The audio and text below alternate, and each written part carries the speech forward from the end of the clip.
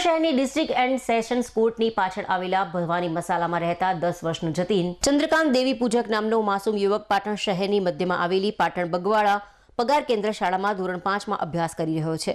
ત્યારે રોજના નિત્યક્રમ મુજબ 10 વર્ષનો જતીન ચંદ્રકાંત દેવી પૂજક નામનો માસૂમ યુવક આજે શાળા ખુલ્યા પહેલા પાટણ બગવાડા પગાર કેન્દ્ર શાળામાં અભ્યાસ અર્થે આવી ગયો હતો।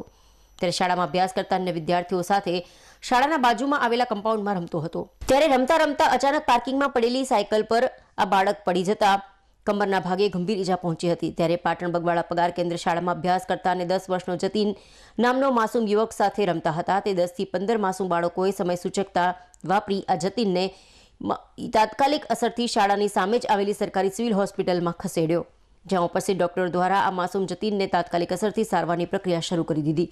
જ્યારે આ સંદર્ભે પાટણની બગવાડા પગાર કેન્દ્ર શાળાના આચાર્યને સમગ્ર બનાવની જાણ થતાં જ તાત્કાલિક અસરથી પાટણ સિવિલ હોસ્પિટલ પહોંચી ગયા હતા અને પાટણની બગવાડા પગાર કેન્દ્ર શાળામાં અભ્યાસ કરતા માસૂમ બાળક જતીનની સારવાર દરમિયાન ખડે પગે હાજર રહ્યા હતા અને જતીન ચંદ્રકાંત દેવી પૂજક નામના યુવકને સારવાર બાદ આરામ માટે ઘરે પોતાના માતા પિતા પાસે મોકલવામાં આવ્યો હતો।